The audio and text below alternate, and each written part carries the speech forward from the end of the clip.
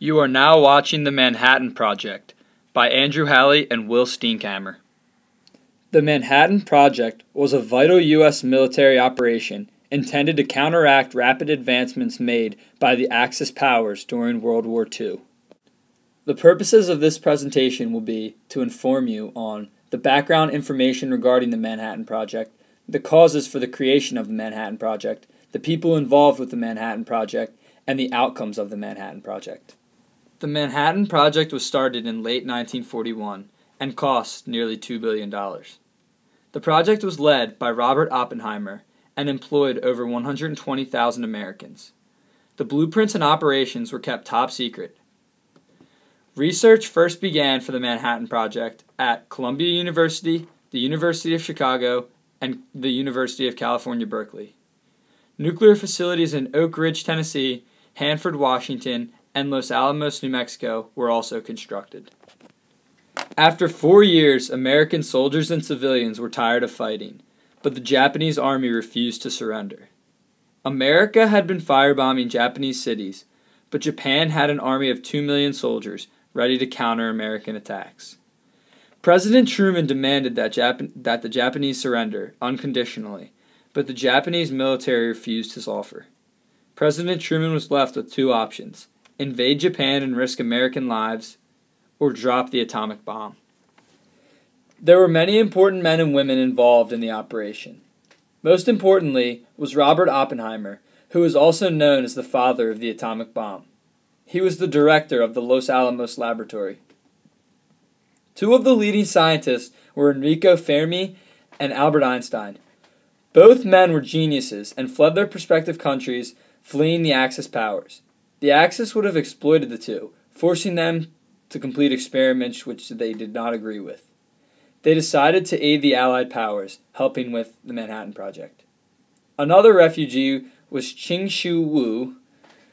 She was born in China and went to the U.S. to work on the Manhattan Project. She has received various awards for the work she has done with regard to the Manhattan Project. These men and women are a select handful of the people who worked on the Manhattan Project. There are over 120,000 people from multiple countries who aided in the operation. The first atomic bomb was exploded at 5:30 a.m. on July 16, 1945, at a site on the Alamogordo Air Base, 120 miles south of Albuquerque, New Mexico. It was detonated on top of a steel tower surrounded by scientific equipment, with remote monitoring taking place in bunkers occupied by scientists and a few dignitaries 10,000 yards away.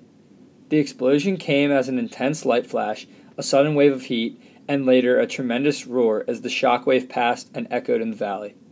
A ball of fire rose rapidly, followed by a mushroom cloud extending to 40,000 feet.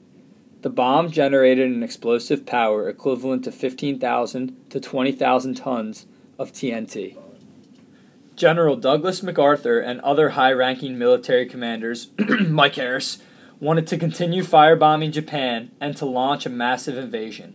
They told Truman that such an invasion would result in U.S. casualties of up to 1 million.